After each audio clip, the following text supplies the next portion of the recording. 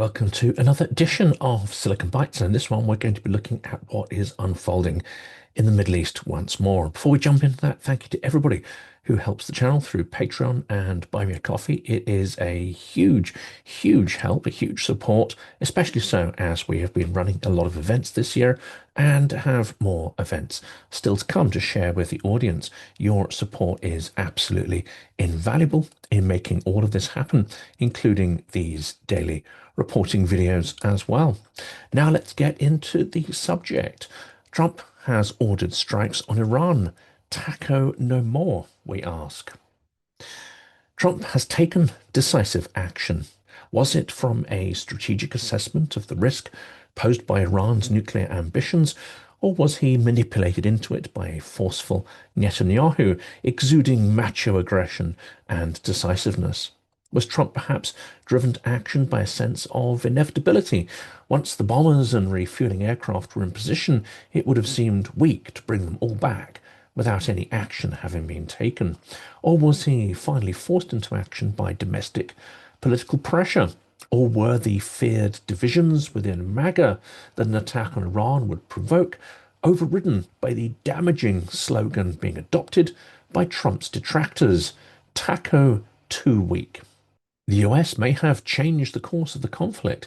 Will Iran respond with measured and symbolic aggression or all-out aggression with a response that hits Western targets in the region? I would guess the former, but it may depend on how fragile the regime feels. The more fragile it feels, the more perhaps it will feel that it has to lash out. Trump has made further threats, saying Iran must make peace or face future attacks after the US strikes. Benjamin Netanyahu stood at the podium in the Israeli Prime Minister's office and started by speaking English, lavishing praise upon US President Donald Trump after the US bombed Iranian nuclear sites. Netanyahu's tone was triumphant. His glee shined through on his face. Having seen a lifetime of paranoia in relation to Iran, justified or not, that is a question that will be endlessly debated. He finally sees this come to fruition with a consummate act of aggressive, preemptive deterrence. Iran's nuclear ambitions may have been set back by decades, possibly forever. Thousands of Russian scientists and engineers who were assisting Iran develop those nuclear capabilities are being rapidly shipped out.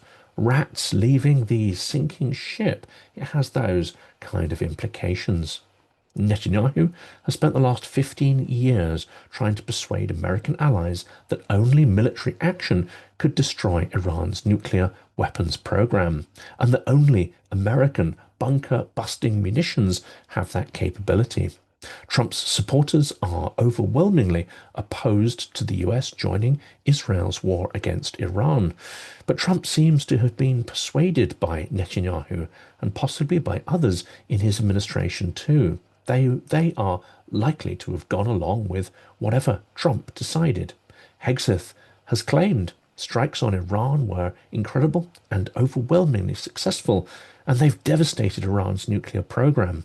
The precision strikes were focused, powerful, and clear, he said. The strikes seem to have focused on Iranian nuclear sites, avoiding Iranian troops or civilians. He said, last night, on President Trump's orders, US Central Command conducted a precision strike in the middle of the night against 3 nuclear facilities in Iran in order to destroy or severely degrade Iran's nuclear program. It is likely that US airstrikes on Iran have significantly delayed its nuclear program. That much we think is true, but still the US is insisting that they are not at war with the country itself. I don't want to get into sensitive intelligence here, but we know that we set the Iranian nuclear program back substantially last night, whether it's years or beyond. But we're not at war with Iran. We're at war with Iran's nuclear program. Well, I'm not sure that Iran would see it that way. Iran responded saying its knowledge in the nuclear field cannot be destroyed by the US strikes. They should know that this industry has roots in our country, and the roots of this national industry cannot be destroyed, said the Atomic Energy Organization of the Iran spokesman, Behrouz Kamalvandi. A curious statement, of course, given how much assistance is likely coming from Russian engineers and scientists. The UN Security Council is meeting today at the request of Tehran, but they have responded already with further strikes against Israel. And of course, their focus is much more on civilian objectives, either as deliberate vengeance or because their munitions do not have such precision targeting, when it's likely to be a mixture of both of those. Iran's parliament has reportedly approved the closing of the key Strait of Hormuz shipping lane in a direct challenge to international trade and Western economies. Apparently, Iran's Supreme National Security Council will make the final decision, shutting the narrow passage between Iran and Oman, which is one of the key choke points of global trade, through which about 20% of global oil and gas demand flows. The UK Maritime Trade Operations Organization, UKMTO, has assessed the threat to US commercial shipping in the Red Sea and Gulf of Aden as high. Perhaps improbably in the circumstances, J.D. Vance has said the US wants to pursue a diplomatic process with Iran. And we now know the name of the operation that was launched, Midnight Hammer, which took place at three key Iranian nuclear sites. Trump claims we took the bomb out of Iran's hands. Marco Rubio warned Tehran against responding after Iran vowed there would be consequences. Midnight Hammer used more than 125 US aircraft, with 7 stealth bombers dropping 14 30,000-pound bunker-busting bombs on Iran's nuclear facilities early on Sunday morning, after which Trump said, "We had a spectacular military success yesterday, taking the bomb right out of their hands." Iran has claimed that its nuclear enrichment capabilities were not damaged in the attack. This perhaps stretches credulity, as do their claims of Iran that their nuclear program was developed for peaceful purposes only. British Prime Minister Keir Starmer backed Trump's bombing of Iran, saying it can never be allowed to develop nuclear weapons. This must play badly, of course, with some of his base supporters in the Labour Party, just as many in the core MAGA base will be disheartened, if not appalled, by Trump's launch of a new war so early in his second term. The strikes have raised several speculative questions in the media and among analysts. What happens next? Has Trump just gambled his second presidency on a potential war with Iran? How could Iran retaliate after US bombs its nuclear program? Has Israel embarked upon a forever war with the region's largest and perhaps most malicious military power? How will Iran's vow to close the Strait of Hormuz affect global oil and gas markets? This last one perhaps could be the most significant outcome of what we've seen unfold over the last week, and especially this weekend. Between the start of 2022 and last month, somewhere between 17.8 million and 20.8 million barrels of crude, condensate and fuels flowed through the strait every day.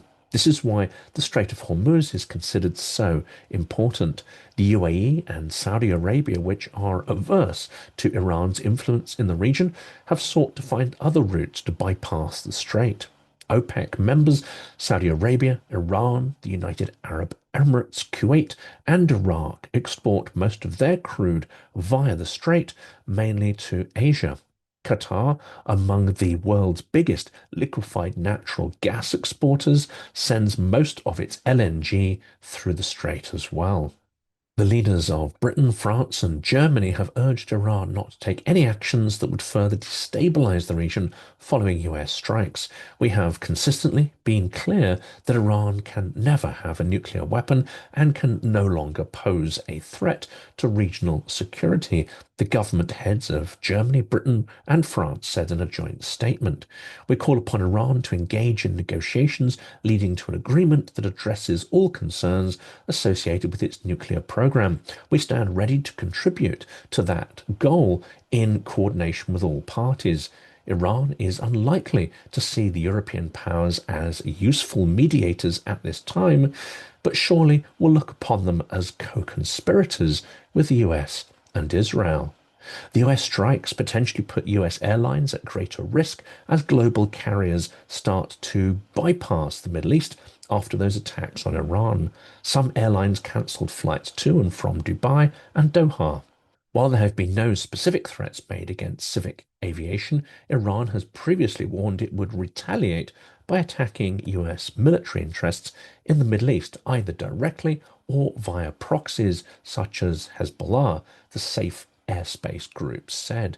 It said airspace risks could now extend to Bahrain, Kuwait, Oman, Qatar, Saudi Arabia, and the United Arab Emirates. We continue to advise a high degree of caution at this time. Iran could deny access to the giant tankers that ferry oil and gas to China, Europe, and other major energy-consuming regions, according to Bloomberg. This may partly explain why Russia is prepared to sit back and let the crisis unfold with minimal intervention. If Iran blockades the straits, oil prices would surge and potentially destabilize the global economy. The main beneficiary would be Putin and his war machine, which would gain an economic lifeline through higher oil and gas prices. Israel launched Operation Rising Lion in response to intelligence it claimed showed Iran was approaching the point of no return in the development of a nuclear weapon. Russia's massive collaboration with Iran on development of nuclear technology may underscore this concern and the accelerating pace of their progress.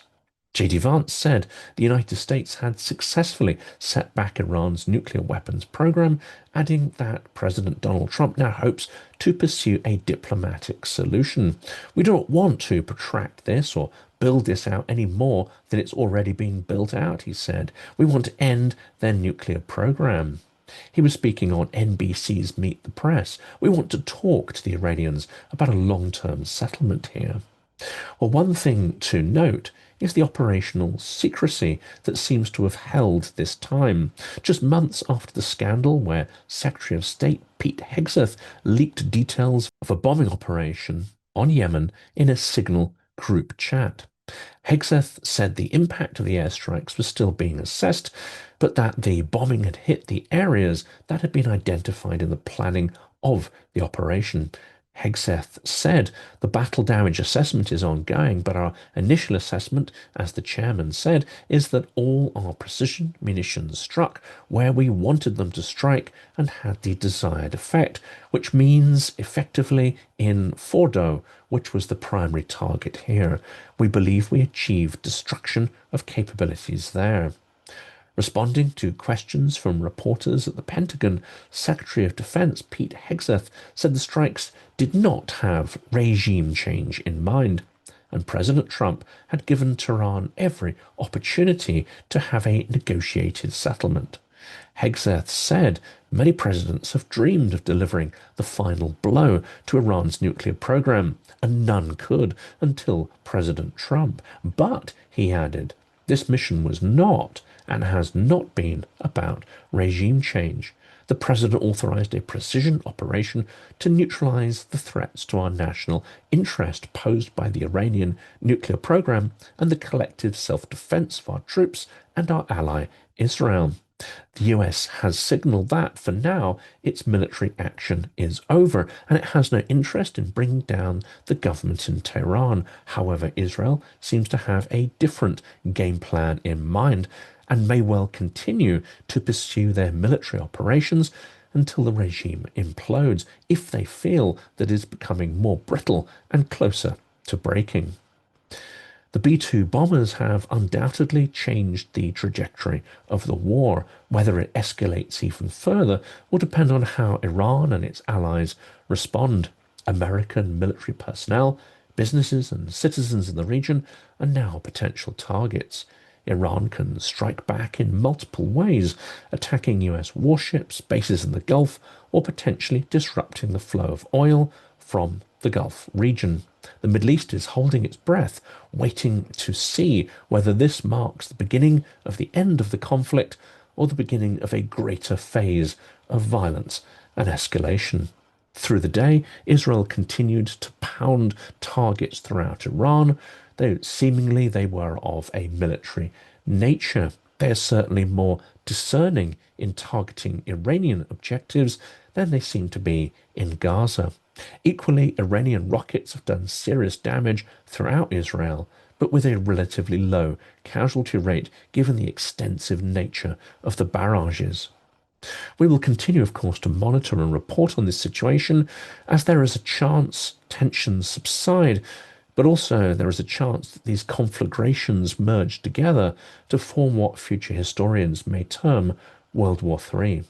Certainly, one of the greatest changes in the US administration seems to be a dawning comprehension that the wars and instabilities around the world that seem to be increasing, Syria, Ukraine, Sub-Saharan Africa, Iran, that they are in many ways linked and are not the separate issues that the current and former administration have so fervently wanted to believe.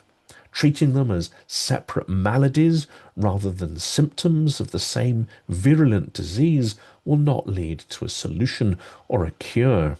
As this comprehension dawns, let us hope that the US re-engages with the war against Ukraine, seeing a Ukrainian victory against Russia as a blow also to the authoritarian alliance that is also fomenting chaos and violence in the Middle East and in other places too. Also, they need to see this as a blow against China to deter it in its suspected ambitions to conquer and absorb Taiwan.